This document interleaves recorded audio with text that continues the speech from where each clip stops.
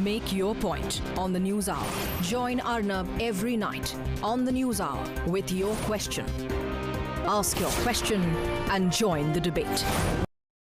The two-day NSG plenary remained inconclusive on India's membership. Now remember, China continued to stonewall India's bid to gain membership in the nuclear suppliers group, citing that India was not a signatory to the NPT treaty. While India, remember, has received support from Brazil, from Russia, in a surprising move, it's Switzerland which withdrew the support. China also made it clear that they will not back either India or Pakistan until they follow rules laid down by the members.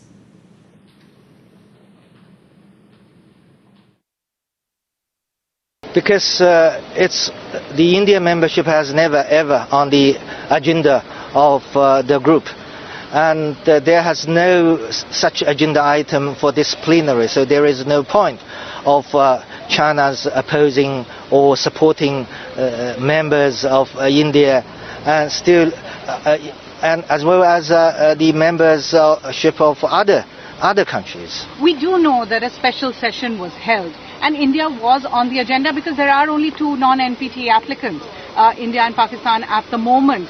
Even so, are you saying that the India question was never discussed? The one thing is clear that, as I told you, that the Indian membership has never ever been taken up as an agenda item. And even for this plenary sessions, I do not know what extraordinary session you talk about, but if you refer to the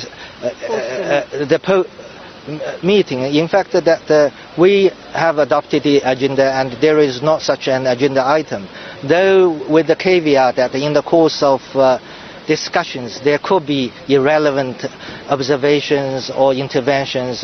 This is always possible, but on the other hand, despite the fact that country-specific membership is one thing, but on the other hand, we, for our part in Beijing, attach great importance to the India's sentiments for the membership of NSG. That's why we worked hard to push the group previously under the chairmanship of Argentinian ambassador, and this time under the chairmanship of ROK ambassador.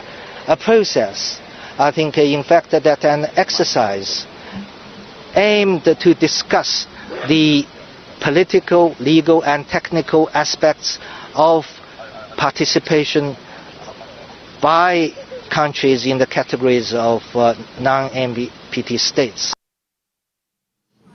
We understand that despite procedural hurdles persistently raised by one country, a 3-hour-long discussion took place last night on the issue of future participation in the nuclear suppliers group. An overwhelming number of those who took the floor supported India's membership and appraised India's application positively. It is also our understanding that the broad sentiment was to take this matter forward.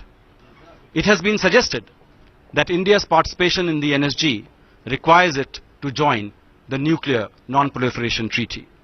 Our stand on the NPT is well known. But let me underline that in September 2008, the NSG itself addressed this issue. Paragraph 1A of the September 2008 decision states that the decision on India contributes to the widest possible implementation of the provisions and objectives of the Treaty on the Non-Proliferation of Nuclear Weapons.